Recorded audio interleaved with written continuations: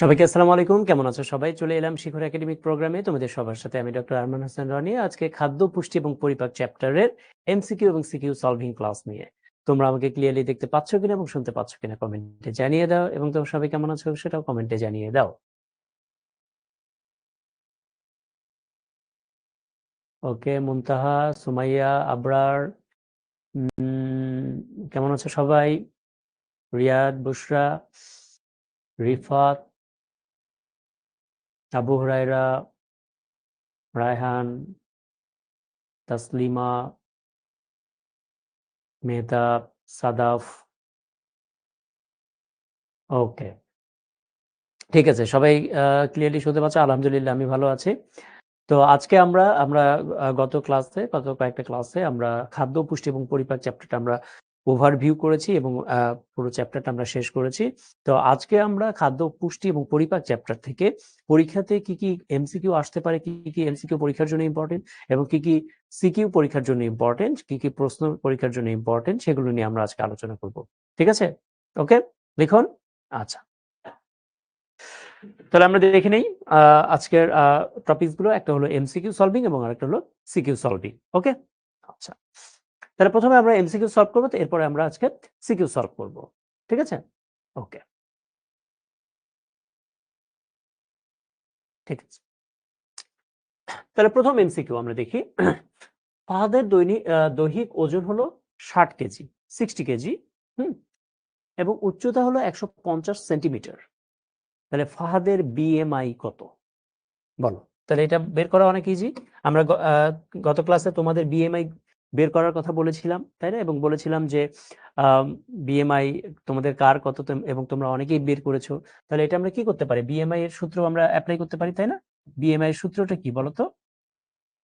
BMI এর সূত্র হলো ওজন পার উচ্চতা, এবং এই উচ্চতাকে কি দিয়ে প্রকাশ করব? মিটার দিয়ে, মিটার দিয়ে স্কোয়ার। আর ওজনকে আমরা কি দিয়ে প্রকাশ করব? কেজি দিয়ে স্কোয়ার, তাই তো? তাহলে তাই যদি হয় তাহলে ওজন কত দেয়া 60 কেজি, তাহলে 60 স্কোয়ার, রাইট? আর উচ্চতা হলো মিটার, তাহলে 150 সেন্টিমিটারে কত মিটার? 150 সেন্টিমিটারে কত মিটার? 100 সেন্টিমিটারে 1 মিটার। তাহলে 100তে কত? ওকে, তাহলে 1.5 মিটার। তাহলে এটাকে এত স্কোয়ার করব। তাহলে এখন করো, কত হয়? 60 স্কোয়ার আর 1.5 স্কোয়ার, তাহলে কত হবে উত্তর? ওকে, ভেরি গুড। তাহলে উত্তর হলো ঘ। ঠিক আছে, বুঝতে পেরেছো জিনিসটা? বলো। আমরা শুধুমাত্র কি করেছি? আমরা সূত্রটা অ্যাপ্লাই করেছি। বিএমআই এর যে সূত্রটা আমরা জানি, সেই বিএমআই সূত্র দিয়ে আমরা এটা বের করেছি। এভাবে করে তুমি তোমার বিএমআই বের করতে পারো, তাই না? এবং আমি আশা করি তোমরা সবাই তোমাদের নিজের বিএমআইটা বের করবে এবং বের করে কে কোন স্তরে পড়ো সেটা আমাকে বলতে পারবে। তোমাকে আমাকে বলতে পারবে যে কে কোন স্তরে পড়ো, কার স্বাভাবিক ওজন, কার একটু ওজন বেশি, কার বেশি ওজন, কে স্থূল, এই জিনিসটা কি কেউ বলতে পারবে? বলো। না, ও হ্যাঁ, হ্যাঁ, ওজনের উপর স্কোয়ার হবে না। সরি সরি, ওজনের উপর স্কোয়ার দিলাম কেন? না না, ওজনে কোনো স্কোয়ার নাই। হ্যাঁ, 60/, এত। বলো, কার বিএমআই কত তোমাদের? এবং সেই বিএমআই অনুযায়ী বিএমআই এর কিন্তু একটা চার্ট আছে, রাইট? বিএমআই এর একটা চার্ট আছে। তাহলে সেই চার্ট অনুযায়ী তোমার কি বিএমআইটি কি নরমাল, মানে নাকি তোমার ওজন একটু বেশি, অতিরিক্ত ওজন, নাকি তুমি স্থূল, নাকি তোমার কম ওজন? বলো। বিএমআই কি, এটা আমরা ক্লাসে পড়িয়েছি। হ্যাঁ, আজকের ক্লাসে যদি কেউ হঠাৎ করে তুমি জয়েন করো তাহলে আজকের ক্লাস তুমি কিছুই বুঝবে না, কারণ এগুলো তো আমরা আগের ক্লাসে সলভিং ক্লাস করছি আমরা। ওকে, তাহলে অনেকের কম দেখতে পাচ্ছি, অনেকের স্বাভাবিক ওজন দেখতে পাচ্ছি। ওকে, কার কত তো সংখ্যা বললে হবে না, তোমার বিএমআই অনুযায়ী তোমার ওজন কি রকম? স্বাভাবিক ওজন, নাকি কম ওজন, নাকি অতিরিক্ত ওজন, নাকি তুমি স্থূল, সেটা বলো। শুধু বিএমআই বললে হবে না, কার কত সেটা বলো। কার স্বাভাবিক ওজন, কার কম ওজন, আর কার স্থূল, আর কে অতিরিক্ত ওজন? স্বাভাবিক, সুস্বাস্থ্যের অধিকারী। তারপরে কম ওজন, স্বাভাবিক। কম ওজন হলে কি হবে? তুমি স্বাভাবিক না, তোমার ওজনটা কম, তোমার ওজন বাড়াতে হবে, স্বাভাবিক আনতে হবে, তাই না? ওকে, তাহলে অনেকেরই স্বাভাবিক ওজন, আবার অনেক দেখতে পাচ্ছি আমি কম ওজন দেখতে পাচ্ছি। তার মানে তোমরা খাওয়া-দাওয়া এই জিনিসগুলো একটু কম করো। তাই না? ওকে, ঠিক আছে। ওকে। এরপরের প্রশ্ন আমরা দেখি। কোন পুষ্টি উপাদানের অভাবে এন্ডোপ্লাজমিক রেটিকুলামের প্রোটিন ট্রাফিকিং প্রক্রিয়া বিপর্যস্ত হয়? প্রোটিন ট্রাফিকিং প্রক্রিয়া জিনিসটা কি? এন্ডোপ্লাজমিক রেটিকুলামের প্রোটিন ট্রাফিকিং প্রক্রিয়া। ঠিক আছে? আচ্ছা, এন্ডোপ্লাজমিক রেটিকুলাম কি করে দেখো আমি বলি। তোমরা গলগি বডির নাম শুনেছ? Golgi body?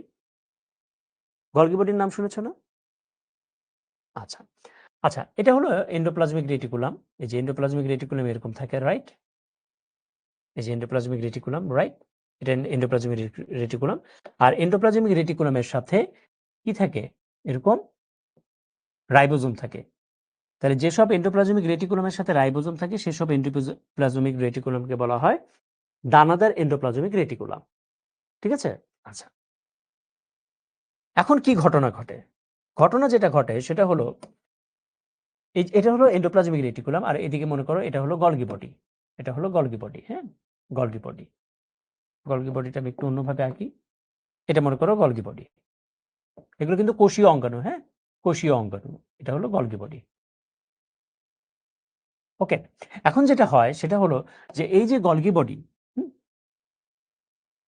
Endoplasmic reticulum, Golgi body, এই এন্ডোপ্লাজমিক রেটিকুলামের এই যে যেই রাইবোজোম থাকে না, এই রাইবোজোমের মধ্যে প্রোটিন তৈরি হয়। ঠিক আছে? এখন এই যে রাইবোজোমের ভেতরে প্রোটিন তৈরি হচ্ছে, রাইবোজোমের ভেতরে যে প্রোটিন তৈরি হচ্ছে, এই প্রোটিনগুলো করে কি এই এন্ডোপ্লাজমিক রেটিকুলাম থেকে প্রোটিনগুলো চলে যায় কোথায়? এই গলগি বডির কাছে। ঠিক আছে? না, এটা অমসৃণ। এটা হলো অমসৃণ এন্ডোপ্লাজমিক রেটিকুলাম, হ্যাঁ? অমসৃণ। যেহেতু এটার সাথে রাইবোজোম লাগানো থাকে। তাহলে আমরা জানি যে রাইবোজোমের কাজ কি? রাইবোজোমের কাজ হলো প্রোটিন তৈরি করা, রাইট? তাহলে এই প্রোটিনটা তৈরি হওয়ার পরে রাইবোজোমের মধ্যে প্রোটিনটা তৈরি হওয়ার পরে সেটা কোথায় চলে যাচ্ছে? সেটা গলগি বডির কাছে চলে যাচ্ছে। বুঝতে পেরেছো? ক্লিয়ার? তাহলে এই যে এন্ডোপ্লাজমিক রেটিকুলামের রাইবোজোমে প্রোটিন তৈরি হওয়ার পরে এই যে গলগি বডিতে প্রোটিনটা চলে যাচ্ছে, গলগি বডির কাছে প্রোটিনটা চলে যাচ্ছে, তাহলে প্রোটিনটা কি চলে যাচ্ছে না? এটাকে বলছি আমরা প্রোটিন ট্রাফিকিং। এই প্রক্রিয়াটার নামই হলো প্রোটিন ট্রাফিকিং। ঠিক আছে? বুঝতে পেরেছো জিনিসটা? Protein trafficking. ট্রাফিক মানে ট্রাফিক বলা হয়। ট্রাফিকিং মানে প্রোটিনকে নিয়ে যেতে হেল্প করে। ওকে? তাহলে উত্তর কি হবে? এখন জিনিসটা হলো যে এই যে এন্ডোপ্লাজমিক রেটিকুলাম থেকে প্রোটিনকে নিয়ে যাওয়ার ক্ষেত্রে কোন পুষ্টি উপাদান হেল্প করে বা কোন পুষ্টি উপাদানের অভাব হলে এই ঘটনাটা ঘটতে পারে না? তাহলে উত্তর কি? উত্তর হলো ক্যালসিয়াম। ঠিক আছে? ওকে। পরের প্রশ্ন, আমিষ ভেঙে কোন যৌগ গঠন করে? তোমাদের মনে আছে আমি ক্লাসে তোমাদেরকে বলেছিলাম যে অনেকগুলো গ্লুকোজ যখন একত্রিত হয়, এই অনেকগুলো গ্লুকোজ একত্রিত হয়ে যে জিনিসটা তৈরি করে তাকে কি বলা হয়? তাকে বলা হয় শর্করা। তাই না? অনেকগুলো ফ্যাটি অ্যাসিড এবং গ্লিসারল, অনেকগুলো ফ্যাটি অ্যাসিড এবং গ্লিসারল একত্রিত হয়ে যে জিনিসটা তৈরি করে তাকে বলা হয় চর্বি।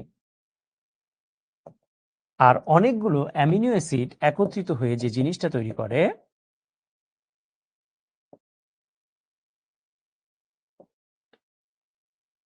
সেটাকে আমরা বলছি কি? আমিষ বা প্রোটিন। আমিষ বা প্রোটিন। ঠিক আছে? আচ্ছা, এরকম অ্যামিনো অ্যাসিডের সংখ্যা যদি 50টার বেশি হয় তাহলে সেই অ্যামিনো অ্যাসিডকে কি বলা হয়? সবাই আমাকে একটু কমেন্টে জানাও। অ্যামিনো অ্যাসিডের সংখ্যা যদি 50-এর বেশি হয় তখন তাকে কি বলে? দেখি কি পারবে? অ্যামিনো অ্যাসিডের সংখ্যা যদি 50-এর বেশি হয় তখন তাকে কি বলা হয়? বলো?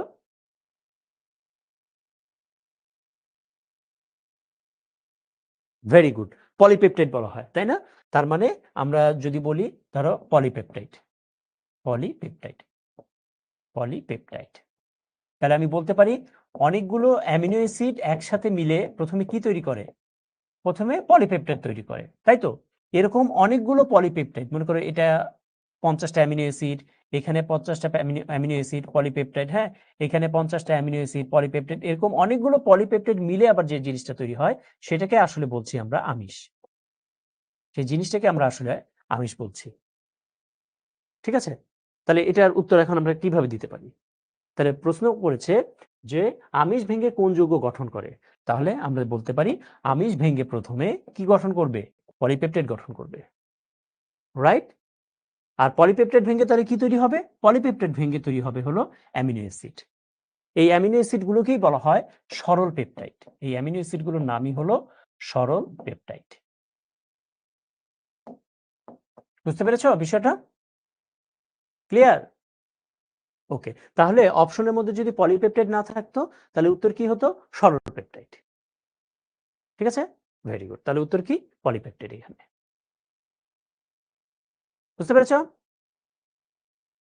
ইস্তিয়াক, সমন্তি, মার্জিয়া, জেবা, সব বোঝা গেল? ওকে। তারপরে ক্লোরোফিলের প্রধান উপাদান কোনটি? ক্লোরোফিলের প্রধান উপাদান তোমরা জানো যে ক্লোরোফিল হলো এক ধরনের রঞ্জক পদার্থ এবং ক্লোরোফিলের উপস্থিতির কারণে পাতার রং সবুজ বা উদ্ভিদের যেসব অঙ্গে ক্লোরোফিল থাকে সেই রঙগুলো সবুজ হয়। ঠিক আছে, এখন এই ক্লোরোফিল তৈরি হওয়ার জন্য কোন উপাদানগুলো গুরুত্বপূর্ণ বলো? কি হবে? Very good. তাহলে ম্যাগনেসিয়াম এবং নাইট্রোজেন। তাহলে এই দুইটা উপাদান ক্লোরোফিল তৈরি হওয়ার জন্য গুরুত্বপূর্ণ। ওকে, তাহলে উদ্ভিদের মধ্যে যদি এই দুটো উপাদানের অভাব থাকে তাহলে কি হবে বলতো? ক্লোরোফিল তৈরি হবে না। আর ক্লোরোফিল যদি তৈরি না হয় তাহলে উদ্ভিদের যে পাতা সেই পাতা কি সবুজ হবে? হবে না। তাহলে সেই পাতা সবুজ না হয়ে ধীরে ধীরে ধীরে ধীরে হলুদ পাতায় পরিণত হয়ে যাবে। তাহলে এই যে উদ্ভিদের পাতা সবুজ থেকে হলুদ হয়ে যাচ্ছে, তাহলে এই প্রক্রিয়াকে কি বলে? সবাই আমাকে একটু কমেন্টে জানাও। উদ্ভিদের পাতা সবুজ থেকে হলুদ হয়ে যাওয়ার যে প্রক্রিয়া তাকে কি বলে? Misba, very good. Narottam, very good, very good. Samia পারবে না। পাতা সবুজ থেকে হলুদ হয়ে যাওয়ার যে প্রক্রিয়া, এই প্রক্রিয়ার নাম কি? শিফা, সাদাফ, জেরিন। ওকে, নুরুজ্জামান, ভেরি গুড। ক্লোরোসিস, তাই না? Chlorosis, chlorosis. ঠিক আছে, তাহলে ক্লোরোসিস কেন হয়? এই ম্যাগনেসিয়াম, নাইট্রোজেন এগুলোর অভাবে হয়। ক্লিয়ার? তাহলে বলো তো, যদি উদ্ভিদের মধ্যে এই উপাদানগুলোর অভাব থাকে তাহলে কি উদ্ভিদ সালোক সংশ্লেষণ প্রক্রিয়া খাবার তৈরি করতে পারবে? পারবে না। ঠিক আছে, ওকে। এফএ মানে হলো ফ্যাটি অ্যাসিড। ফ্যাটি অ্যাসিডকে আমি সংক্ষেপে এফএ লিখেছি। পরের প্রশ্ন, কোন দাঁত খাবার টুকরা করে? তোমরা জানো যে আমাদের 4 ধরনের দাঁত রয়েছে, তাই না? আই, পি, আইতে কি? ইনসিসর, সিতে ক্যানাইন, পিতে প্রিমোলার, এমতে মোলার। 4 ধরনের দাঁত রয়েছে আমাদের, তাই না? রাইট। ইনসিসরের আরেকটা নাম হলো কর্তন। কর্তন মানে কাটা, কর্তন, কর্তন দাঁত। ক্যানাইনের আরেকটা নাম হলো ছেদন। ছেদন মানে হলো ছেঁড়া, মানে ছিঁড়ে, এই দাঁত দিয়ে ছেড়ে। প্রিমোলার, এটার আরেকটা নাম হলো অগ্রপেশন। এগুলো হলো খাবারকে পিষতে সাহায্য করে। আর মোলার, এটাকে বলা হয় পেশন। ঠিক আছে, তাহলে কর্তন মানে কি? কর্তন মানে হলো কাটা।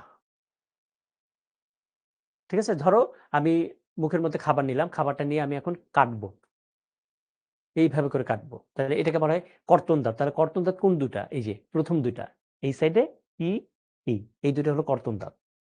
আর মাংস যে আমরা খাই, টেনে খাই, ছিঁড়ে ছিঁড়ে খাই, এই মাংস যে ছিঁড়ে ছিঁড়ে খাই যে দাঁত দিয়ে, সেই দাঁতটাকে বলা হয় ছেদন। এবং তোমরা দেখবে ছেদন দাঁতগুলো একটু সুচালো টাইপের হয়। তোমরা দেখো, তোমার সামনে যদি আয়না থেকে থাকে, দেখো এই দাঁতটা একটু সুচালো টাইপের, এই যে এরকম একটু সুচালো টাইপের। ছেদন দাঁতগুলো এরকম সুচালো টাইপের, এই যে ওকে, সুচালো টাইপের। কেন? কারণ এই ছেদন দাঁতগুলো দিয়ে আমরা মাংস ছিঁড়ে ছিঁড়ে খাই। ওকে, আর কর্তন দাঁত দিয়ে কোনো কিছু আমরা টুকরা করি। হুম, আচ্ছা। আর অগ্রপেশন এবং পেশন এগুলো দিয়ে কি করি? এগুলো দিয়ে আমরা খাবার পিষতে সাহায্য করি, যে এইভাবে করে খাবারটাকে আমরা পিষি। বুঝতে পেরেছো? ওকে, তাহলে কি হবে এখানে? কোন দাঁত খাবার টুকরা করে? টুকরা বলতে কি বোঝাচ্ছে বলো তো? কোন দাঁত খাবার টুকরা করে? তাহলে খাবার টুকরা করা বলতে বোঝাচ্ছে এখানে কর্তন করে। কর্তন মানে টুকরা করা, টুকরা টুকরা করা। তাহলে কোন দাঁত? কি হবে উত্তর? ভেরি গুড, তাই না? তাহলে উত্তর হলো ইনসিসর। তাহলে মনে রাখবে, যেসব প্রাণীরা তৃণভোজী প্রাণী, তৃণভোজী প্রাণীর উদাহরণ দাও তো আমাকে। তৃণভোজী প্রাণী কি রয়েছে? আবু হুরায়রা, মুশফিকা, জেরিন, বলো তো তৃণভোজী প্রাণীর উদাহরণ দাও। পারবে সুমাইয়া? গরু, ভেরি গুড। গরু, ছাগল, মানে যারা ঘাস খেয়ে থাকে। তাহলে দেখবে যেসব প্রাণীরা তৃণভোজী প্রাণী, তাদের কিন্তু এই দাঁতটা থাকে না, ক্যানাইন দাঁত থাকে না। আর যেসব প্রাণী মাংসাশী, যেমন বাঘ, তারপর হলো সিংহ, ঠিক আছে, এইসব প্রাণী, এদের আবার ক্যানাইন দাঁত থাকে। বুঝতে পেরেছ? আল্লাহ এভাবে করেই সিস্টেম করে দিয়েছে। ওকে, একজন প্রশ্ন করেছে আক্কেল দাঁত কি করে? এই যে মোলার দাঁত আছে না, প্রতি পাশে মোলার দাঁত থাকে 3টা। এই 3টা মোলার দাঁতের মধ্যে থার্ড মোলার দাঁতের নামই হলো আক্কেল দাঁত। বুঝতে পেরেছো? সো এটা পেইনফুল হয়, এই জন্য এটার নাম হলো আক্কেল দাঁত। যখন উঠে দাঁতটা, তখন এটা পেইন করে, এই জন্য এটাকে বলা হয় আক্কেল দাঁত। আচ্ছা, তাহলে বলো তো মানুষ, তাহলে মানুষ কি তৃণভোজী প্রাণী নাকি মাংসাশী প্রাণী? মানুষের দাঁতের হিসাব দিয়ে দেখো তো। তুমি যদি দাঁতের হিসেব করে দেখো যে আল্লাহ পাক মানুষকে কি হিসেবে তৈরি করেছে, তৃণভোজী প্রাণী হিসেবে নাকি মাংসাশী প্রাণী হিসেবে, বলো। তোমার উত্তরটা কি হবে লজিক্যালি? মার্জিয়া, বলো। রিফাত বলছে মাংসাশী। জেরি, মাংসাশী। মানে মানুষকে আল্লাহ কিভাবে তৈরি করেছে, তৃণভোজী হিসেবে নাকি মাংসাশী হিসেবে জন্মগতভাবে? দাঁতের অ্যারেঞ্জমেন্ট দেখে বলো। মানুষের কয় ধরনের দাঁত রয়েছে? তৃণভোজীর মতও দাঁত রয়েছে, কর্তন দাঁতও রয়েছে, আবার ছেদন দাঁতও রয়েছে। তার মানে মানুষ মাংসও খাবে, আবার শাকসবজিও খাবে। এভাবে করেই মানুষকে তৈরি করা হয়েছে। ওকে, ঠিক আছে। পরে কোশ্চেন, কোনটিতে ল্যাকটেজ নামক এনজাইম থাকে? ল্যাকটেজ, আমরা জানি লালারসে কি থাকে? লালারসে টাইলিন এবং মল্টেজ থাকে, এটা জানি আমরা, তাই না? টাইলিন প্লাস মল্টেজ, এই দুইটা এনজাইম থাকে হলো কোথায়? লালারসে। তার মানে লালারস হবে না। আচ্ছা, অগ্ন্যাশয় রসে আমরা জানি 3টা এনজাইম থাকে, কি কি? ট্রিপসিন, লাইপেজ, আর একটা কি? অ্যামাইলেজ, তাই তো? অ্যামাইলেজ। ওকে, তাহলে এটাও হবে না। আচ্ছা, পাচক রস মানে গ্যাস্ট্রিক গ্রন্থি থেকে যে রস নিঃসরণ হয়, সেখানে কি থাকে? গ্যাস্ট্রিক গ্রন্থি থেকে যে রস নিঃসরণ হয়, তাহলে সেখানে থাকে হলো পেপসিন, তাই না? পেপসিন, এই এনজাইমটা থাকে, আর কিছু থাকে না। তাহলে উত্তর কি হবে? তাহলে বাকি যে অপশন থাকে সেটাই হবে। তাহলে বাকি অপশন কি? আন্তরিক রস। তাহলে উত্তর হবে আন্তরিক রস। ঠিক আছে, তাহলে আন্তরিক রসে কি কি থাকে? ল্যাকটেজ নামক এনজাইম থাকে। আর কি কি থাকে? মল্টেজ নামক এনজাইম থাকে। আর কি কি এনজাইম থাকে? সুক্রেজ নামক এনজাইম থাকে। আর কি থাকে? অ্যামাইলেজ নামক এনজাইম থাকে।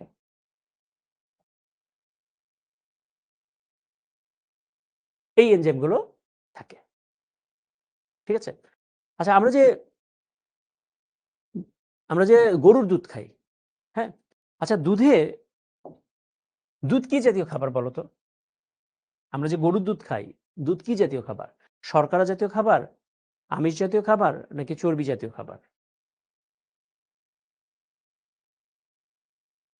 বলো তো, দুধ কি জাতীয় খাবার? শর্করা, আমিষ, নাকি চর্বি?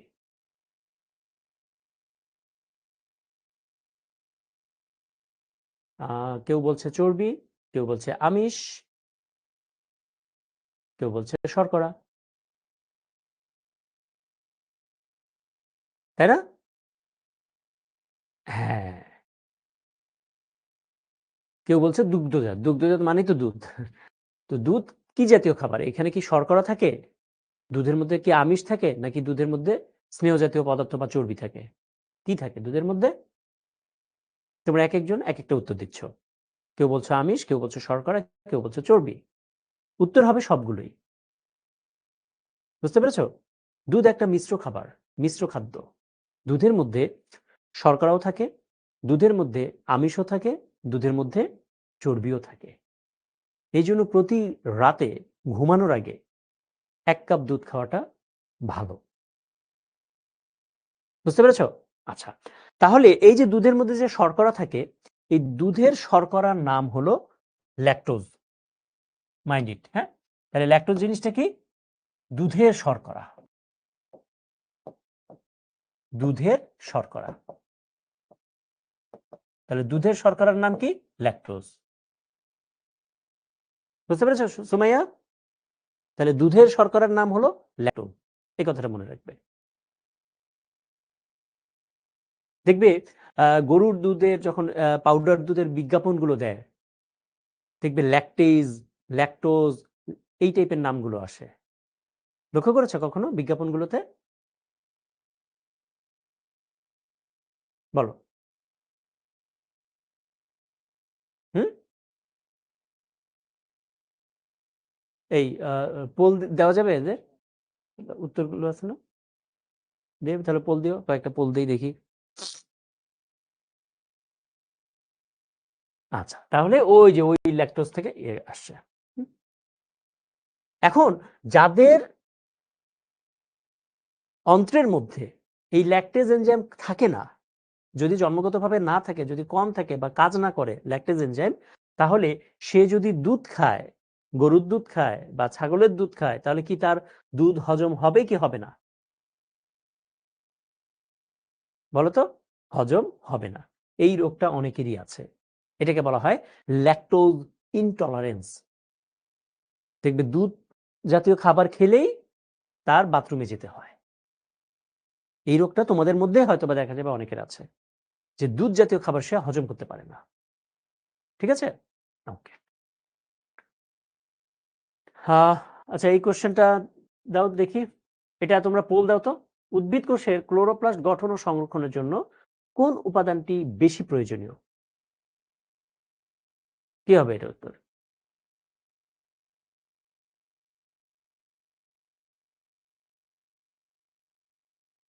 দেখি পোল দাও তো। পরেরটাও রেডি করে রাখো, পরের 3-4টা।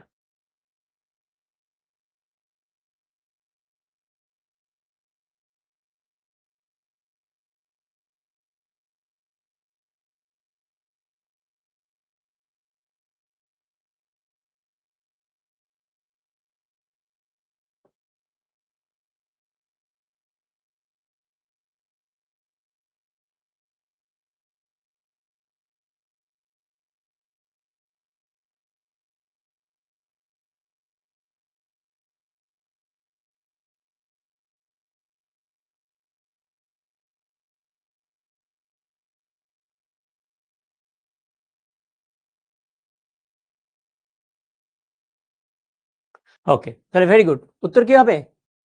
ম্যাঙ্গানিজ, তাই না? অভ্রনীনাথ, তারপর সঞ্জিদা, জেরিন, জেবা, আবিদ, ভূমিজা, রায়ান, আবু হুরায়রা। ওকে।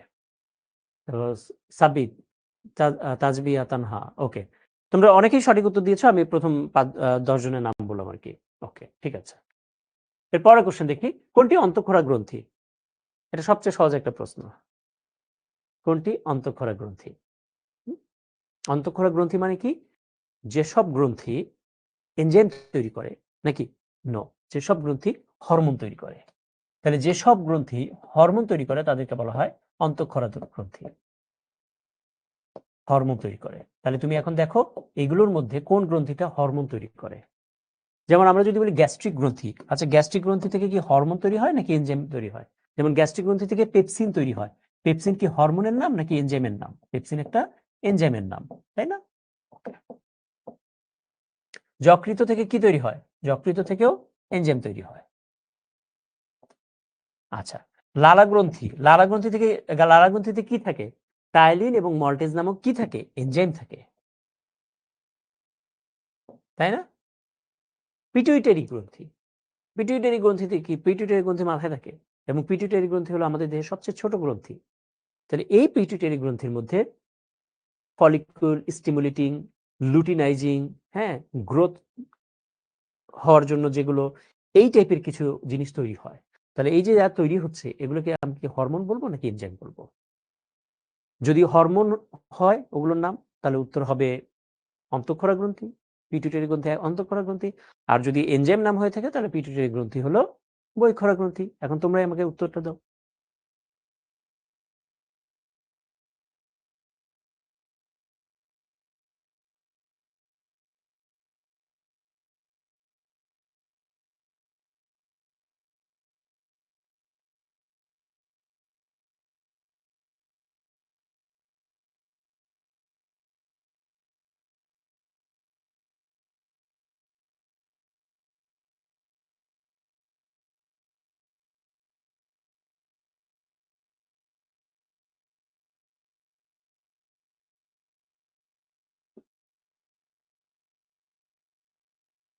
ওকে, তাহলে কি হবে? ইয়াস, তাহলে পিটুইটারি। ওকে, রবিউল সানি, রায়ান, জেরিন, তারপর জারিন, তাসনিম জারিন, কি তাহিয়া আক্তার, মাসুমা, রিসাত, আজমির, সাদিয়া। ওকে, তাহলে উত্তর হলো পিটুইটারি গ্রন্থি। হ্যাঁ, কারণ পিটুইটারি গ্রন্থির মধ্যে হরমোন তৈরি হয়। ওকে, পরের কোশ্চেন, রেকটাম কোন তন্ত্রে পাওয়া যায়? খুবই সহজ একটা কোশ্চেন। হ্যাঁ, রেকটাম, রেকটামের বাংলা কি? রেকটামের বাংলা হলো মলাশয়। রেকটামের বাংলা হলো মলাশয়। তাহলে এই মলাশয়টা কোন তন্ত্রের অংশ? শ্বসনতন্ত্র, মলাশয় দিয়ে তুমি শ্বাস নাও? স্নায়ুতন্ত্র, মলাশয় কি মাথার মধ্যে থাকে? রেচনতন্ত্র, মলাশয়ের মাধ্যমে কি তুমি প্রস্রাব করো? নাকি পৈষ্টিকতন্ত্র, মানে মলাশয় দিয়ে কি হয়? তাহলে কি হবে? এটা সহজ, খুবই সহজ, তোমরা পারবে আমি জানি।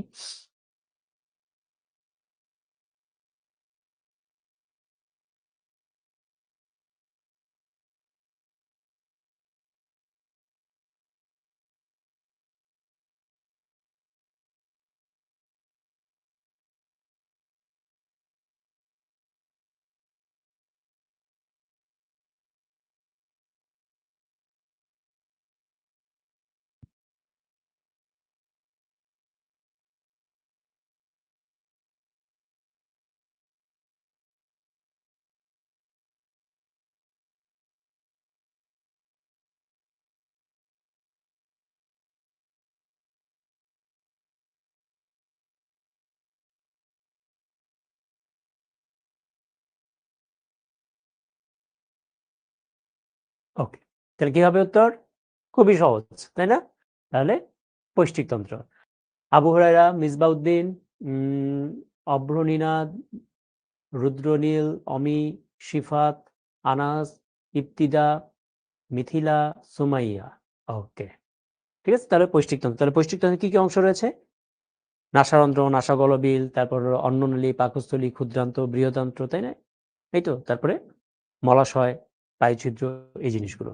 বৃহদান্ত্রের একটা অংশ হলো এই মলাশয়। বৃহদান্ত্রের তিনটা অংশ, সিকাম, কোলন এবং মলাশয় বা রেকটাম। ওকে, পরের প্রশ্ন, উদ্ভিদের অত্যাবশ্যকীয় পুষ্টি উপাদান কয়টি? বলো, অত্যাবশ্যকীয়, যেগুলো উদ্ভিদের জন্য অবশ্যই অবশ্যই দরকার।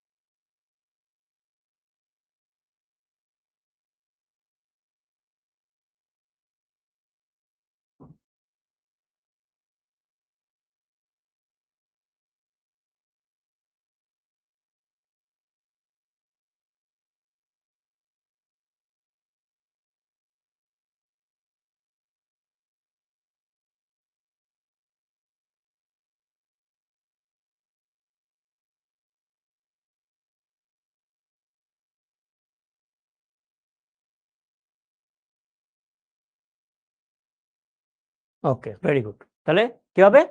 ১৬টা। তাহলে অত্যাবশ্যকীয় উপাদান হলো ১৬টা। এর মধ্যে অধিক পরিমাণ গ্রহণ করে উদ্ভিদ কয়টা? যে অধিক পরিমাণ উদ্ভিদ গ্রহণ করে যেগুলো সেগুলোকে বলে ম্যাক্রো, আর যেগুলো কম সেটা হলো মাইক্রো। তাহলে রবিউল, নিনাদ, সুমাইয়া, খাদিজা, ভূমিজা, জেবা, মিম, পিউ। ওকে, ঠিক আছে। ভোজ্য তেলে কোন ভিটামিন থাকে? আমরা একটু তারপরে আগে এখন আর দরকার নেই পোল। আমরা কয়েকটা নরমাল ভাবে সলভ করি। তাহলে ভোজ্য তেলে কোন ভিটামিন থাকে? আমরা যে তেলগুলো খাই, হ্যাঁ? তাহলে ভোজ্য তেলে কোন ভিটামিন থাকে? উত্তর কি হবে? ওকে, ভেরি গুড। তাহলে ভোজ্য তেলে থাকে হলো ভিটামিন ডি। হুম? এবং মনে রাখবে আমাদের দেশে আমাদের দেশে, হ্যাঁ? বা নরমালি আরকি ছেলেদের তুলনায় মেয়েদের ভিটামিন ডিটা কম থাকে। নরমালি ছেলেদের তুলনায় মেয়েদের এই ভিটামিন ডি এটা কম থাকে। ওকে? এবং বাংলাদেশে দেখা গিয়েছে যে যদি ব্লাড টেস্ট করা হয়, ভিটামিন ডি এর টেস্ট আছে কিছু। এই টেস্টটা যদি করা হয় তখন দেখা যায় যে এই ভিটামিন ডিটা মেয়েদের কম। এই ভিটামিন ডি এর ডি যদি শরীরের মধ্যে কম থাকে এটার কিন্তু অনেকগুলো সাইড ইফেক্ট রয়েছে। ভিটামিন ডি যদি তোমার রক্তে কম থাকে তাহলে তোমার চুল পড়ে যাবে, হ্যাঁ? তারপরে তোমার আ জয়েন্ট পেইন হবে, তোমার হাত পা ব্যথা করবে, এরকম। এখন অনেককে তোমরা জিজ্ঞেস করছো যে কেন? ছেলেদের তুলনায় মেয়েদের ভিটামিন ডি কেন কম থাকে? আচ্ছা, তোমরা ভালো করেই জানো যে ভিটামিন ডি, এই যে ভিটামিন ডি, এই ভিটামিন ডি এর একটা কাজ আছে। এই ভিটামিন ডি এর একটা গুরুত্বপূর্ণ কাজ আছে। গুরুত্বপূর্ণ কাজটা হলো এই ভিটামিন ডি করে কি? ক্যালসিয়ামকে আমাদের হাড়ের মধ্যে জমা রাখে। মনে করো এটা যদি তোমার হাড় হয়, হাড় মানে শরীরের হাড্ডি যদি হয় এটা, মনে করো এটা হলো তোমার শরীরের হাড়। ওকে? এটা যদি তোমার শরীরের হাড় হয়ে থাকে তাহলে এই হাড়ের মধ্যে ক্যালসিয়াম, এই হাড়ের মধ্যে মনে করো এটা হলো ক্যালসিয়াম, হ্যাঁ? তাহলে এই হাড়ের মধ্যে ক্যালসিয়ামকে নিয়ে যেতে হেল্প করে হলো ভিটামিন ডি। বুঝতে পেরেছো? তাহলে এই ক্যালসিয়ামকে হাড়ের মধ্যে নিয়ে যেতে হেল্প করে ভিটামিন ডি, এবং ক্যালসিয়ামের কারণেই কিন্তু আমাদের হাড় শক্ত। আমাদের হাড়ের মধ্যে প্রায় 97% ক্যালসিয়াম থাকে। তাহলে হাড় শক্ত কেন? কারণ হাড়ের মধ্যে ক্যালসিয়াম জমা থাকে। বুঝতে পেরেছো? তাহলে হাড়ের মধ্যে ক্যালসিয়াম জমা থাকে, এই জন্য হাড় হলো শক্ত। এখন কথা হলো এই যে ভিটামিন ডি, এই ভিটামিন ডি মেয়েদের কম কেন? কারণ হলো এই ভিটামিন ডি তৈরি হয় হলো সূর্যের আলোর সাহায্যে। বুঝতে পেরেছো রুদ্রনীল? Very good. তাহলে সূর্যের আলোর সাহায্যে বা সূর্যের আলো আমাদের যখন স্কিনের মধ্যে পড়ে, আমাদের শরীরের মধ্যে পড়ে, তখন ভিটামিন ডি আমাদের শরীরে তৈরি হয়। এবং এই ভিটামিন ডি তখন ক্যালসিয়ামকে হাড়ের মধ্যে নিয়ে যায়। তাহলে মেয়েদের তুলনায় ছেলেরাই তো বাইরে বেশি থাকে, রাইট? মেয়েরা বাইরে একটু কম থাকে, নাম্বার 1। নাম্বার 2 হলো মেয়েরা ছেলেদের চেয়ে একটু বেশি পর্দা করে, তাই না? তাহলে এই কারণগুলোর জন্যই মেয়েদের ছেলেদের তুলনায় ভিটামিন ডি কম থাকে। ক্লিয়ার সবাই? Zaima, Sumaiya, very good. হ্যাঁ, মেয়েরা তো ঘর থেকেই বের হয় না। এই জন্য ঘর থেকে বের না হওয়ার এটা একটা মানে অপকারিতা। বুঝতে পেরেছো? ওকে। এবং ভিটামিন ডি এর যে শুধু শরীরে ফাংশন তা কিন্তু না। আমাদের ব্রেইনেও ফাংশন রয়েছে। মুখস্থ করার যে বিষয়গুলো, এগুলোতেও ভিটামিন ডি গুরুত্বপূর্ণ ভূমিকা পালন করে। তোমার মুখস্থ শক্তি বাড়ানোর ক্ষেত্রে এগুলোতেও ভিটামিন ডি এর গুরুত্বপূর্ণ ভূমিকা রয়েছে। ওকে? আচ্ছা। পরের কোয়েশ্চেন দেখো। নিচের কোনটি মাইক্রো উপাদান? মাইক্রো উপাদান কি? রিয়া বলো তো মাইক্রো উপাদান কি? মাইক্রো উপাদান মানে উদ্ভিদ এই যে অত্যাবশ্যকীয় ১৬টা উপাদান, এই উপাদানগুলোর মধ্যে যে উপাদানগুলো উদ্ভিদ কম পরিমাণ গ্রহণ করে সেগুলোকে বলা হয় মাইক্রো উপাদান। তাই তো? আর যেগুলো বেশি গ্রহণ করে সেগুলোকে বলা হয় ম্যাক্রো উপাদান। তাহলে মাইক্রো এবং ম্যাক্রো উপাদানগুলোর উদাহরণ মনে রাখার আমরা ছন্দ বলেছিলাম। রাইট? ওকে। তাহলে উত্তর কি হবে? জি। রাইট শহীদুল? ওকে। কোন শর্করাটি দেহের সর্বাপেক্ষা দ্রুত শোষিত হয়? দেহে সর্বাপেক্ষা দ্রুত শোষিত হয়। তার মানে বিষয়টা এরকম যে ধরো এটা হলো অন্ননালী, এটা হলো পাকস্থলী, আর এটা হলো ক্ষুদ্রান্ত। ঠিক আছে? এখন আমরা জানি শর্করা ৩ ধরনের রয়েছে। এক শর্করা, দ্বি শর্করা, বহু শর্করা। তাহলে যেই শর্করাটা তাড়াতাড়ি ভাঙবে সেই শর্করাটাই দ্রুত শোষিত হবে, তাই তো? তাহলে কোন শর্করাটা তাড়াতাড়ি ভাঙে? এক শর্করা মানে কি? এক শর্করা মানে হলো এটা ভাঙার কোনো দরকারই হয় না, এক শর্করা। দ্বি শর্করা মানে কি? এখানে ২ টা শর্করা রয়েছে 1 + 1। আর বহু শর্করা মানে কি? এখানে অনেকগুলো শর্করা রয়েছে 1 + 1 + 1 + এরকম অনেকগুলো শর্করা রয়েছে, তাই তো? তাহলে কোন শর্করাটা দ্রুত শোষিত হবে? যেই শর্করাটা খুব কম সময়ে ভাঙবে বা ভাঙার দরকার হবে না। তাহলে দেখো তো এক শর্করা কি ভাঙতে হয়? ভাঙার দরকার আছে? ভাঙার দরকার নেই, তাই না? কিন্তু দ্বি শর্করা ভাঙার দরকার আছে। কারণ দ্বি শর্করা ভাঙলে আমরা এক শর্করা ২ টা পাই। বহু শর্করা ভাঙার দরকার আছে। কারণ বহু শর্করা ভাঙলে আমরা এক শর্করা অনেকগুলো পাই। তাহলে উত্তর হলো এক শর্করা। রাইট? এক শর্করা। তাহলে এক শর্করার উদাহরণ কি আছে বইয়ের মধ্যে? তাহলে বইয়ের মধ্যে যেই উদাহরণ আছে সেটাই হবে উত্তর। তাহলে উত্তর কি? বইয়ের মধ্যে কি আছে এক শর্করার উদাহরণ? মধু। ঠিক আছে? তাহলে মধু হলো এক শর্করার উদাহরণ। আর চিনি দ্বি শর্করার উদাহরণ। তাহলে চিনি হলো দ্বি শর্করার উদাহরণ। Mind it. তাহলে চিনি হলো দ্বি শর্করা। দ্বি শর্করা। আর ভাত, আলু এগুলো হলো বহু শর্করা। এগুলো হলো বহু শর্করা। ঠিক আছে? ওকে। পরের কোশ্চেন, কোনটির অভাবে ফুলের কুঁড়ির জন্ম ব্যাহত হয়? ফুলের কুঁড়ি তৈরি হয় না। আর ফুলের কুঁড়ি তৈরি না হলে ফুল তৈরি হওয়ার প্রশ্নই ওঠে না। তাহলে কোনটার অভাবে? এটা একটু মুখস্থ টাইপের জিনিস, বোরনের অভাবে। ঠিক আছে? ওকে। চর্বিতে দ্রবণীয় ভিটামিন কোনটি? আমরা জানি ভিটামিন ২ ধরনের রয়েছে। কিছু ভিটামিন রয়েছে যেগুলো পানিতে দ্রবণীয়, কিছু পানিতে দ্রবণীয়, তাই না? আর কিছু ভিটামিন রয়েছে যেগুলো চর্বিতে দ্রবণীয়। রাইট? তাহলে চর্বিতে দ্রবণীয় ভিটামিন কোনটি? চর্বিতে দ্রবণীয়। পানিতে দ্রবণীয় ভিটামিন রয়েছে ২ টা। একটা হলো ভিটামিন বি এবং আরেকটা হলো ভিটামিন সি। আর চর্বিতে দ্রবণীয় ভিটামিন হলো ৪ টা। কেডা দিয়ে মনে রাখি। কেডা, KEDA, এই ৪ টা। তাহলে কি হবে উত্তর? বলতে পারবে? ওকে, ভেরি গুড। তাহলে ভিটামিন এ। ওকে? তো এই হলো আমাদের এমসিকিউ। এখন আমরা সিকিউ কোশ্চেন সলভ করব। তো তোমাদের এমসিকিউ আমরা যে পড়লাম এর মধ্যে কি কারো কোনো কোশ্চেন আছে কিনা বা বুঝতে পারোনি এমসিকিউ এরকম কিছু আছে কিনা বলো। আমরা এখন সিকিউ সলভ করব।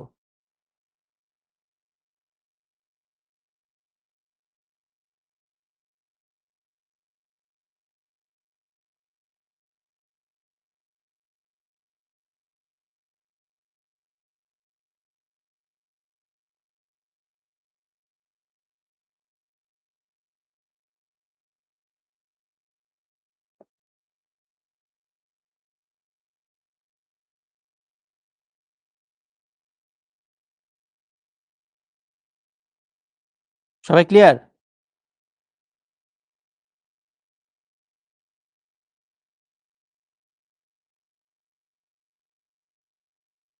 ওকে। হ্যাঁ, বায়োলজিতে কিছু জিনিস আছে যেগুলো মুখস্থ করতে হয়, আবার কিছু জিনিস আছে যেগুলো কিন্তু বোঝাতে হয়, মানে বুঝতে হয়। হুম? ওকে,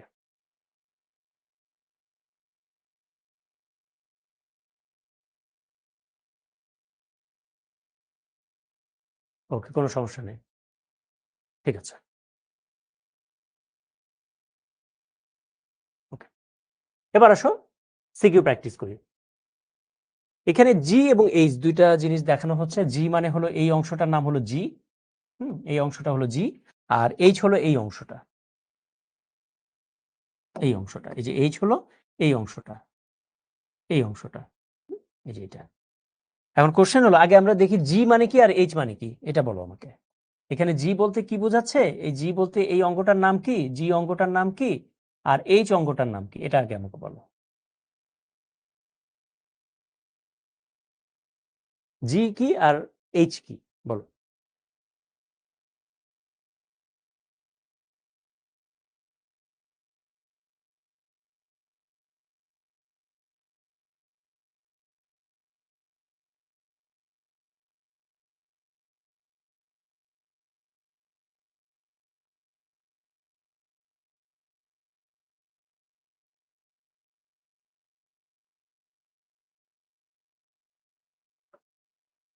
ভেরি গুড।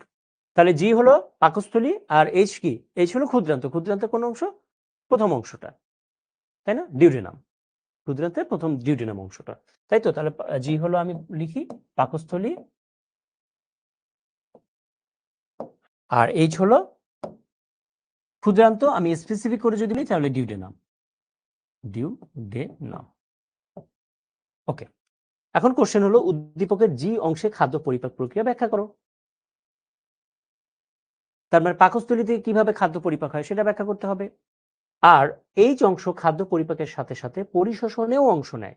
তার মানে ডিউডেনামে খাদ্য পরিপাক হয়, পরিপাক হওয়ার পরে সেই খাদ্যটা আবার পরিশোষণ হয়, তার মানে খাদ্যটা আবার কোষ পর্যন্ত যায় এখান থেকেই, তাই না? তাহলে পারবে? তাহলে বলতো এই যে জি অংশে খাদ্য পরিপাক প্রক্রিয়ার কথা যে বলছে, এখানে কোন ধরনের খাবার পরিপাকের কথাটা আসবে? জি অংশে কোন ধরনের খাবার পরিপাকের কথাটা আসবে? আমিষ, শর্করা নাকি স্নেহ? বলো। জি অংশে কোন জাতীয় খাবার পরিপাকের কথাটা আসবে? বলো, সবাই বলো। Shifat, very good. বাকিরা? মিসবা, রিয়া, সুমাইয়া, আর দীপ্তি। শর্করা? নো নো, তাহলে তুমি ক্লাস করোনি এর আগে। নরোত্তম, অমি, রাফিউল, শহীদুল, ভেরি গুড। তাহলে হবে আমিষ, তাই না? আমিষ, রাইট? আচ্ছা, তোমরা জানো পাকস্থলী থেকে আমিষ জাতীয় খাদ্য পরিপাকের জন্য একটা এনজাইম নিঃসরণ হয়, সেই এনজাইমটার নাম কি? জানো না? তাহলে সেই এনজাইমটার নাম কি? সেই এনজাইমটার নাম আমরা জানি পেপসিন, তাই তো? তাহলে সেই এনজাইমটার নাম লিখি, সেই এনজাইমটার নাম হলো পেপসিন। তাহলে পেপসিন এখন কি করবে? এই আমিষটাকে ভাঙবে। তাহলে পেপসিন আমিষকে ভাঙবে। তাহলে আমিষকে ভেঙে কিসে পরিণত করবে? তাহলে আমিষ অনেকগুলো পলিপেপটাইড দিয়ে তৈরি, রাইট? তাহলে আমিষকে ভেঙে প্রথমে কিসে পরিণত করবে? পলিপেপটাইডে পরিণত করবে। ক্লিয়ার সবাই? পলিপেপটাইড, পেপটাইড হয়ে গেল পরিপাক। ঠিক আছে? ওকে। দেখো তো সেই কথাগুলি লেখা আছে কিনা। তাহলে যখন আমিষ জাতীয় খাবার পাকস্থলীতে আসবে, পাকস্থলীতে আসলে পাকস্থলী থেকে হাইড্রোক্লোরিক অ্যাসিড নিঃসরণ হবে। হাইড্রোক্লোরিক অ্যাসিড খাদ্যের সাথে যদি কোনো জীবাণু থাকে সেগুলোকে ধ্বংস করবে, আর যে পেপসিনোজেন নামক এনজাইম থাকে সেটাকে সক্রিয় করবে, সক্রিয় করে পেপসিনে পরিণত করবে। ওই পেপসিনটা আমিষ জাতীয় খাবারটাকে ভেঙে কিসে পরিণত করবে? পলিপেপটাইডে পরিণত করবে। ঠিক আছে? পাকস্থলী কি পরিপাকতন্ত্র? পাকস্থলী হলো পরিপাকতন্ত্রের একটা অংশ।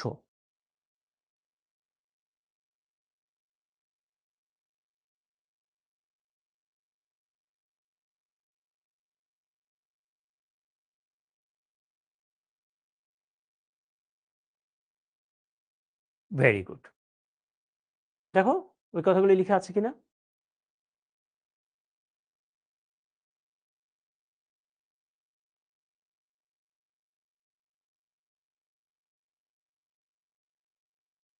ঠিক আছে? ওকে।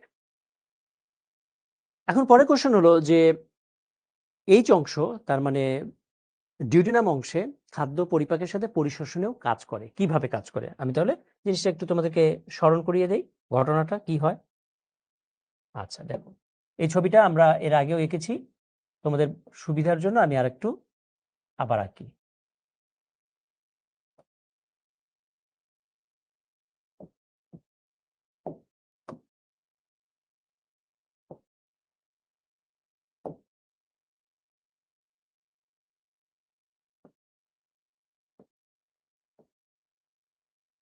সংক্ষিপ্ত ছবি একটা, বোঝার সুবিধার জন্য, হ্যাঁ?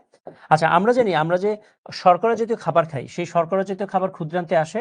এই শর্করা জাতীয় খাবারটা ক্ষুদ্রান্তে এসে কি হয়? ভেঙে যায়। শর্করা জাতীয় খাবারটা ক্ষুদ্রান্তে ভেঙে কিসে পরিণত হয়? গ্লুকোজে পরিণত হয়। আমরা যে আমিষ জাতীয় খাবার খাই, সেই আমিষ জাতীয় খাবারটা কোথায় আসে? ক্ষুদ্রান্তে আসে। ক্ষুদ্রান্তে এসে এটা ভেঙে অ্যামিনো অ্যাসিডে পরিণত হয়। আমরা এগুলো ক্লাসে কিন্তু বলেছিলাম। আমরা যে চর্বি জাতীয় খাবার খাই, সেই চর্বি জাতীয় বা তেল জাতীয় খাবার বা চর্বি জাতীয় খাবারটা ক্ষুদ্রান্তে আসে, এসে ভেঙে এটা কিসে পরিণত হয়? ফ্যাটি অ্যাসিড এবং গ্লিসারলে পরিণত হয়, রাইট? দেন কি হয়? এই যে গ্লুকোজ, এই যে অ্যামিনো অ্যাসিড এবং এই যে ফ্যাটি অ্যাসিড এবং glycerol, fatty acid plus glycerol এগুলো রক্তনালীর মাধ্যমে পরিবাহিত হয়। রক্তনালীর মাধ্যমে পরিবাহিত হয়ে কোথায় যায় দেখো তো তোমরা একটু? এগুলো রক্তনালীর মাধ্যমে পরিবাহিত হয়ে কোথায় যায় একটু দেখো তো? এগুলো, এই উপাদানগুলো রক্তনালীর মাধ্যমে পরিবাহিত হয়ে লিভারে যায়, ঠিক আছে, বা যকৃতের মধ্যে যায়। তাহলে এগুলো এখন কোথায় চলে গেল? এগুলো এখন লিভার বা যকৃতের মধ্যে চলে গেল। গ্লুকোজ, অ্যামিনো অ্যাসিড, দেন ফ্যাটি অ্যাসিড এবং glycerol, fatty acid plus glycerol এগুলো কোথায় চলে গেল? যকৃতের মধ্যে চলে গেল, রাইট? এখন এটা যকৃতের মধ্যে চলে যায়, এগুলো কি করবে? এগুলো দেন আরেকটা রক্তনালীর মাধ্যমে কোথায় ঢুকবে? আলটিমেটলি কোষের ভেতরে ঢুকবে।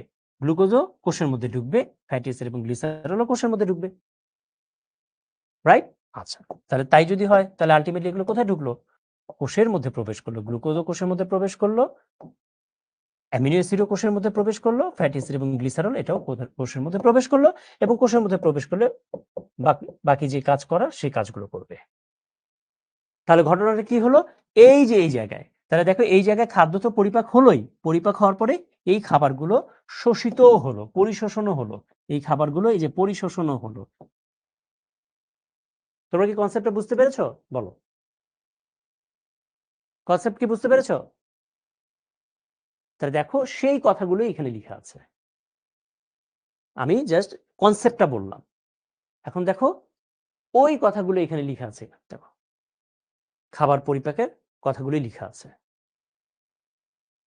তাহলে দেখো এই যে পাকস্থলী থেকে পাকমণ্ড প্রবেশ করে, ক্ষারীয় পাচক রস ডেন্ড্রামে চলে আসে, এভাবে করে দেখো এই যে গ্লুকোজ তৈরিতে সাহায্য করে, আন্তরিক রসের ট্রিপসিনের সাহায্যে আমিষ ভেঙে অ্যামিনো অ্যাসিডে পরিণত হয়, সরল পেপটাইড, আর লাইপেজ স্নেহকে ভেঙে ফ্যাটি অ্যাসিডে পরিণত করে, ঠিক আছে?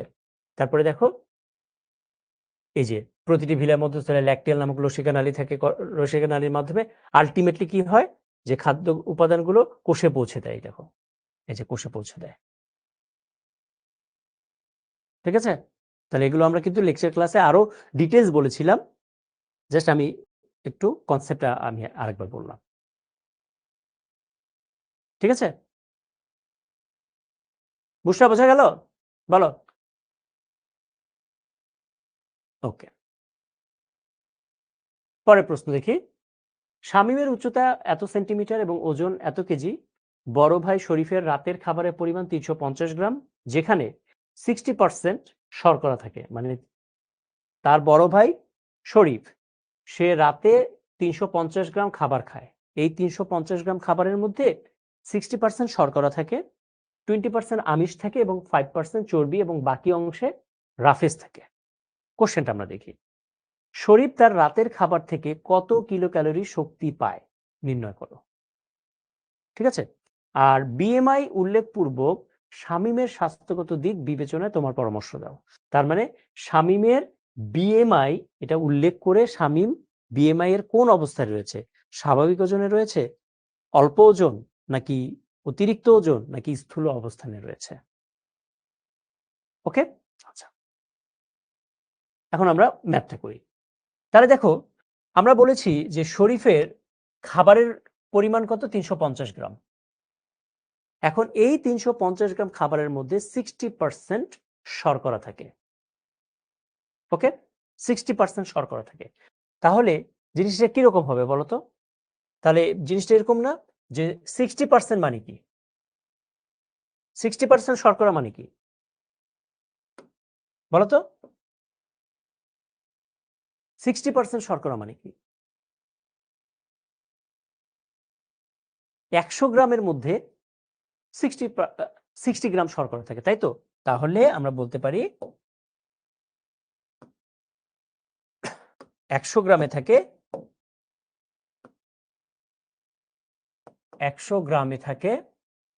60 গ্রাম শর্করা। তাহলে 1 গ্রামে কত থাকে? 60/100।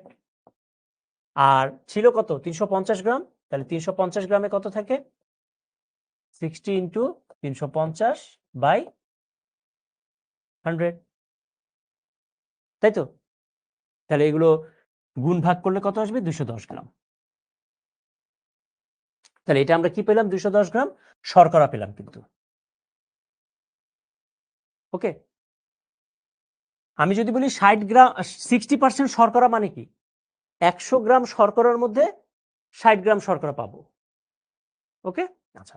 একইভাবে 20% আমিষ মানে কি 100 গ্রামের মধ্যে 20 গ্রাম আমিষ, তাহলে 1 গ্রামে কত, ঐকিক নিয়ম আর কি, আর 350 গ্রামে কত, তাহলে একইভাবে ওইভাবে করে 70 গ্রাম আমিষ থাকে। আর চর্বি 5%, তাহলে 100 গ্রামে থাকে 5 গ্রাম, 1 গ্রামে কত, 350 গ্রামে কত, তাই তো? ওকে, তাহলে সেভাবে আমরা পাবো 17.5 গ্রাম। তাহলে এই যে 350 গ্রামের কথা বললাম, তাহলে এর মধ্যে আমি এখন টোটাল কত গ্রাম খাদ্য পাচ্ছি, শর্করা, আমিষ এবং চর্বি টোটাল কত হচ্ছে, এগুলোকে এখন আমি যোগ করব। তাহলে যোগ করো, তাহলে দেখো খাদ্য উপাদান খাদ্য ক্যালোরি ছক ব্যবহার করে আমরা যেটা পাই সেটা হলো, ও এখন আমরা খাদ্য ক্যালোরি বের করব। দেখো মজার ব্যাপার, এই যে গ্রাম আছে না, এই যে শর্করা তো 210 গ্রাম আমরা পেলাম, এখন এই 210 গ্রাম থেকে আমরা কত খাদ্য ক্যালোরি শক্তি পাই? আমরা জানি 1 গ্রাম শর্করা থেকে 4 ক্যালোরি শক্তি পাওয়া যায়, 4 খাদ্য ক্যালোরি শক্তি পাওয়া যায়। তাহলে 1 গ্রাম শর্করা থেকে যদি 4 খাদ্য ক্যালোরি শক্তি পাওয়া যায়, তাহলে 210 গ্রাম শর্করা থেকে 210 × 4 খাদ্য ক্যালোরি শক্তি পাবো। একইভাবে 1 গ্রাম আমিষ থেকে 4 কিলো ক্যালোরি শক্তি পাওয়া যায় বা 4 খাদ্য ক্যালোরি শক্তি পাওয়া যায়। তাহলে 70 গ্রাম আমিষ থেকে আমরা কত খাদ্য ক্যালোরি শক্তি পেতে পারি? 70 × 4। একইভাবে 1 গ্রাম চর্বি থেকে আমরা 9 খাদ্য ক্যালোরি শক্তি পাই। তাহলে 17.5 গ্রাম চর্বি থেকে আমরা কত পাবো? 17.5 × 9। তাহলে এটা গুণ করলে কত পাবো? 840, 280 এবং 157.5 খাদ্য ক্যালোরি। তাহলে টোটাল খাদ্য ক্যালোরি কত পাচ্ছি আমরা খাবার থেকে? 1277.5 খাদ্য ক্যালোরি বা কিলো ক্যালোরি। ঠিক আছে? ওকে, তাহলে সুতরাং শরীফের রাতের খাবার থেকে প্রাপ্ত যে শক্তি আমরা পাচ্ছি সেই শক্তিটা হলো 1277.5 কিলো ক্যালোরি। ঠিক আছে, ক্লিয়ার সবাই? ওকে, এখন পরের প্রশ্ন হলো এর বিএমআই আমরা নির্ণয় করি। তাহলে ওজন দেয়া আছে আর উচ্চতা সেন্টিমিটারকে মিটার বানিয়ে আমি স্কোয়ার করলে এত পাবো। তাহলে 17.58, তাহলে এটা কোন পর্যায়ে পড়বে? স্বাভাবিক ওজন? 17.58 এটা কি স্বাভাবিক ওজনে পড়বে? না, তাহলে এটা হলো স্বাভাবিকের চেয়ে কম। তাহলে তোমরা অনেকে আমাকে কোশ্চেন করেছো, একটু আগে আমি দেখলাম যে তোমার ওজন কম, কি করব? তাহলে দেখো এখানে উত্তরগুলো লিখে আছে সামনে। তাহলে তোমাকে কি করতে হবে? তোমাকে পুষ্টিকর খাবার খেতে হবে। ওকে, তাহলে পর্যাপ্ত পরিমাণ পুষ্টিকর খাবার খেতে হবে তোমার শারীরিক গঠনের জন্য। আমরা জানি যে আমিষ জাতীয় খাবার এগুলো শরীরের গঠনে অংশগ্রহণ করে। তাহলে শারীরিক গঠনের জন্য তোমার মাছ, মাংস, তারপর ভাত, দুধ, ঘি এই জাতীয় খাবারগুলো বেশি খেতে হবে, আমিষ জাতীয় খাবার বেশি খেতে হবে। বুঝতে পেরেছো? কারণ আমিষ জাতীয় খাবার কি করে? আমাদের শরীরটা গঠন করতে সাহায্য করে। ওকে, এছাড়া তোমাকে বিশ্রাম নিতে হবে। ক্লিয়ার? ওকে, তাহলে দেখো সেই জিনিসগুলো লিখে আছে।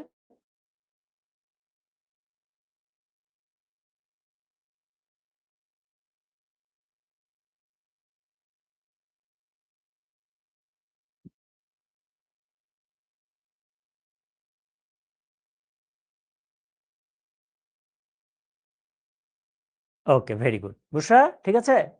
আচ্ছা, আয়েশা বলছে যে ওজন বেশি হলে কি করতে হবে? তাহলে ওজন বেশি হলে এর উল্টা কাজ করতে হবে। হ্যাঁ, তাহলে ওজন বেশি হলে তোমার শ্রম দিতে হবে, কায়িক পরিশ্রম করতে হবে, শারীরিক পরিশ্রম করতে হবে। ওজন মানুষের কেন বেশি হয় বলো তো? ওজন মানুষের কেন বেশি হয়? সহজ হিসাব, তোমার শরীরে যতটুকু শক্তি দরকার, যতটুকু এনার্জি দরকার, তোমার এনার্জি যদি তার চেয়ে বেশি হয়ে যায়, তাহলে শরীরের মধ্যে সেই খাবারের উপাদানগুলো চর্বি হিসেবে জমা হয়। তাহলে এই জন্য কি করতে হবে? সেই চর্বিটাকে ইউজ করতে হবে, তাহলে শারীরিক পরিশ্রমের মাধ্যমে। এটা একটা। আর একটা হলো তোমার যতটুকু খাদ্য দরকার ততটুকু খাবার খেতে হবে, তাহলে তোমার ওয়েট কমবে। এখন তুমি যদি ওই প্রতিদিনই বার্গার, পিৎজা এগুলো খাও, প্রতিদিনই তুমি যদি 3 বেলা ভাত খাও আর এদিকে যদি পরিশ্রমও করো, তাহলে কিন্তু মেনটেন হবে না। তোমাকে খাবারটাও সুষম খাবার খেতে হবে একটা সিস্টেম করে, এবং তোমাকে কায়িক পরিশ্রমও করতে হবে, তাহলে তোমার ওয়েট কমবে। বুঝতে পেরেছো? ওয়েট কমানো কিন্তু খুবই টাফ একটা বিষয়। এটা কিন্তু ১ দিন ২ দিনে কমে না কখনো। আর তোমরা কখনো ১-২ দিনে ওয়েট কমানোর চেষ্টাও করবে না। কখনোই না। ইউটিউবে কিন্তু অনেক জিনিসগুলো আছে যে ১-২ দিনে ওয়েট কমানো যায় বা ৩-৪ দিনের মধ্যে ওয়েট কমানো যায়। অনেক সিস্টেম আছে। এগুলো কিন্তু এপ্লাই করা যাবে না। এগুলোতে অনেক ক্ষতি হয়। বুঝতে পেরেছো? এগুলো কখনোই করবে না। ওয়েট কমানো এটা হলো একটা মানে সময়ের ব্যাপার। তোমাকে র‍্যাপিডলি না, তোমাকে গ্র্যাজুয়ালি ওয়েট কমাতে হবে। এক্সারসাইজ করবে, এক্সারসাইজ মানে একেবারে জিমে গিয়ে এক্সারসাইজ করবে, ব্যাপারটা এরকম না। হুম? তুমি প্রতিদিন একটু ৪০ মিনিট দ্রুত হাঁটো বা একটু দৌড়াও, সাইকেল থাকলে সাইকেল চালাও, হুম? বা একটু খেলাধুলা করো, ক্রিকেট খেলো, ফুটবল খেলো। এগুলোই কিন্তু তোমার শারীরিক পরিশ্রম। শারীরিক পরিশ্রম মানে এমন না যে তোমাকে রিক্সা চালাতে হবে। কায়িক শ্রম মানে হলো তুমি খেলাধুলা করো, এগুলো কায়িক শ্রম। ওকে? আর হলো সুষম খাবারটা খাও। সুষম খাবার কি? আমরা এগুলো অলরেডি পড়েছি। আর চর্বি জাতীয় খাবারগুলো একটু কম খাও।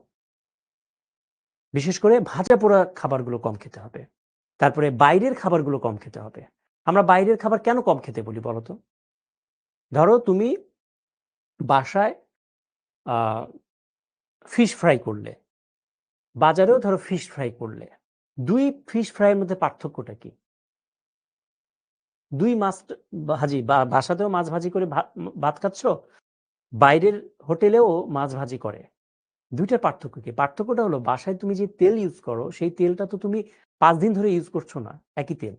কিন্তু বাজারে যেটা হয়, সেই আজকে যে তেলটা ইউজ করলো, সেই তেলটা যদি কিছু থেকে যায়, সেই তেলটা আবার আগামীকালকেও ইউজ করবে। সেই তেল ৫ দিন ধরে ইউজ করবে তারা। সো তেল তুমি যখন বারবার তেলকে তুমি গরম করো বা অনেকদিন ধরে ইউজ করো, সেই তেল কিন্তু ট্রান্স ফ্যাটে পরিণত হয়। এবং এই ট্রান্স ফ্যাট গুলো আমাদের শরীরের জন্য খারাপ। এইজন্য বলা হয় বাজারের হোটেলের খাবারগুলো খারাপ। বুঝতে পেরেছো? এগুলোতে ট্রান্স ফ্যাট থাকে। তোমরা যে ফুচকা খাও, এগুলোও তো তোমার ওই ট্রান্স ফ্যাট বাইরের। এইজন্য আমরা বাইরের খাবারগুলোতে অনুৎসাহিত করি তোমাদেরকে। ঠিক আছে? ওকে। রিফাত বলছে, "আমি চিকন, তাহলে কি বাইরের খাবার খেয়ে মোটা হয়ে যাবে?" হ্যাঁ, তুমি চিকন, বাইরের খাবার খেলে মোটা হবে, কিন্তু তোমার আবার অনেক অসুখও হবে। এখন তুমি কি চাও? মোটা সাথে অসুখ এটা চাও? নাকি হেলথি থাকতে চাও? এটা হলো কথা। ওকে? ঠিক আছে। পরের প্রশ্ন দেখি আমরা। তুষার টেলিভিশনে খাদ্যে ভেজালের কুফল সম্পর্কিত একটি অনুষ্ঠান দেখছিল। এমন সময় তার মা নিজের কিছু স্বাস্থ্যগত সমস্যার কারণে তাকে সঙ্গে নিয়ে ডাক্তারের কাছে যেতে চাইলেন। ডাক্তারের কাছে গেলে ডাক্তার তুষারের মাকে বললেন, আপনার শরীরে রক্ত শূন্যতার সৃষ্টি হয়েছে। কার? তুষারের মায়ের। হুম? তুষারের মায়ের শারীরিক সমস্যা সৃষ্টির কারণ এবং প্রতিকার। তাহলে রক্ত শূন্যতা কেন হয়, এটার কারণ এবং এটার প্রতিকার। তাহলে তুমি কারণ যদি জানো, তাহলে প্রতিকার এমনি বুঝবে। ওকে। মানব জীবনে টেলিভিশনে আলোচিত বিষয়বস্তুর কুফল বিশ্লেষণ করো, মানে খাদ্যে ভেজালের কুফল সম্পর্কিত কথাবার্তা। হ্যাঁ? তাহলে রক্ত শূন্যতার কারণ কি, এগুলো আমরা অলরেডি পড়েছি, তাই না? তাহলে দেখো, আমরা জানি যে রক্ত তৈরি করতে হেল্প করে ২টা জিনিস। একটা হলো ভিটামিন B12 এবং আরেকটা হলো লৌহ। এই ২টা জিনিস রক্ত তৈরিতে সাহায্য করে। তাহলে কেউ যদি এই ২ ধরনের ভিটামিন, এই যে ভিটামিন B12, এগুলো যদি কারো শরীরে কম থাকে, তাহলে তার কি হবে? তার রক্ত শূন্যতা হবে, স্বাভাবিক কথা। রাইট? আচ্ছা। আর কি? এছাড়া যদি রক্তপাত বেশি হয়, তারপর কৃমির আক্রমণ হয়, অথবা লৌহ গঠিত যে খাদ্য, সেগুলো যদি আমরা কম খাই, বা কম শোষিত হয়, অন্ত্রের মধ্যে যদি কোনো ইনফেকশন হয়, তাহলেও রক্ত শূন্যতা হয়। লৌহ সমৃদ্ধ খাবারের উদাহরণ কি কি? এই যে এগুলো হলো লৌহ সমৃদ্ধ খাবার। তাহলে এই খাবারগুলো তুমি যদি কম খাও, তাহলে কি হবে? এগুলো রক্ত শূন্যতা করবে যদি কম খাও। তাহলে প্রতিকার কি? তাহলে এই জাতীয় খাবারগুলো খেতে হবে, বেশি খেতে হবে। রাইট? যদি কৃমি থেকে থাকে, তাহলে কৃমিনাশক ওষুধ খেতে হবে। ওকে? আর প্রয়োজনে ডাক্তারের পরামর্শ নিতে হবে। ক্লিয়ার? সবাই? ওকে। আর খাদ্যে ভেজালের আলোচিত বিষয়টা হলো খাদ্যে ভেজাল। তাহলে খাদ্যে ভেজালের দেখো এই বিষয়গুলো দেখো, যে কথাগুলো আমরা বলেছি, দেখো এই যে বাণিজ্যিক কাপড় বা রঙের কাজে ব্যবহৃত রং বিভিন্ন প্রকার খাদ্যদ্রব্যে ব্যবহার করা হয়। দেখো, আমরা যে কালারফুল যে খাবারগুলো খাই না, যেমন এই যে আইসক্রিম, তারপর চকলেট, বেগুনি, যেগুলো খাই না, এগুলোতে বাণিজ্যিক রংগুলো ইউজ করা হয়। এবং এই বাণিজ্যিক রংগুলো ইউজ করলে কি হয় জানো, এগুলো যকৃতের কার্যকারিতা নষ্ট করে দেয় এবং যকৃতে বিভিন্ন রকমের রোগ তৈরি করে। তারপরে এই যে ফরমালিন, তোমরা জানো যে মাছ যেন পচে না যায়, সে ফলমূল তারপর শাকসবজি যেন পচে না যায়, এই জন্য আমরা কি করি, ফরমালিন ইউজ করি, রাইট? তাহলে এই ফরমালিন ইউজ করলে এটা যদি আমাদের শরীরে প্রবেশ করে, তাহলে শরীরে প্রবেশ করে এটা আমাদের শরীরে নানা রকমের ক্যান্সার টাইপের রোগ তৈরি করতে পারে। ঠিক আছে, ক্লিয়ার? ওকে, সো এই হলো আজকের ক্লাস। তো তোমরা জিনিসটা বুঝতে পেরেছো কিনা বলো।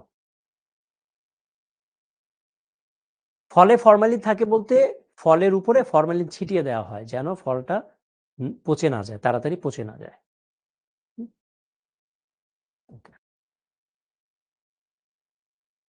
আচ্ছা, কপাটিকা মানে কি? কপাটিকার সাথে আজকের তো পড়ার কোনো সম্পর্ক নাই।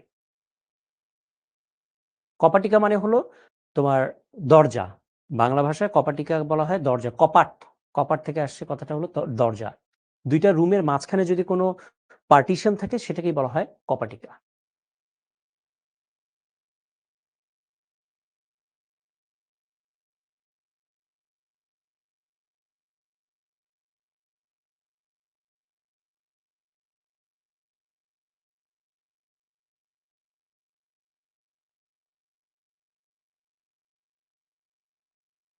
ফরমালিন হলো রাসায়নিক উপাদান, হ্যাঁ, রাসায়নিক উপাদান। ক্যালোরি এবং কিলোক্যালোরি এক জিনিস না।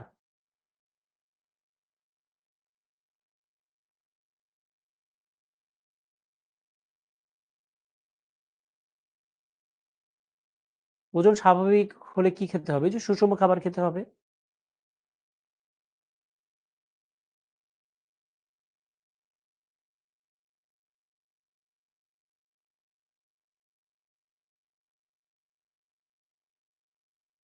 আর কোনো?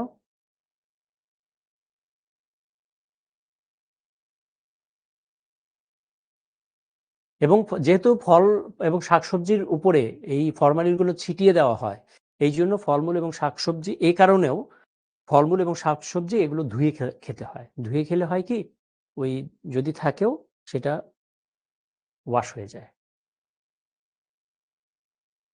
ওকে, ঠিক আছে, ঠিক আছে। তো অধ্যায় 5-এর যে টপিকসটা, তো তোমাদের সময় হলো 27 তারিখে পরীক্ষার সময়টা। 27 তারিখ রাত 8:30 থেকে 28 তারিখ পর্যন্ত, মানে পরের দিন রাত 8:30 পর্যন্ত তোমাদের পরীক্ষা, এটার উপরে পরীক্ষা হবে। ঠিক আছে, তাহলে অধ্যায় 5-এর উপর পরীক্ষা হলো 27 তারিখ। 27 তারিখ তুমি রাত 8:30 থেকে পরের দিন মানে 28 তারিখ 8:30 পর্যন্ত পরীক্ষা দিতে পারবে এর মধ্যে। ঠিক আছে, ওকে। তো ঠিক আছে, থ্যাংক ইউ সবাইকে। তো নেক্সট ক্লাসে তোমাদের সাথে আবার দেখা হবে। সে পর্যন্ত সবাই ভালো থেকো।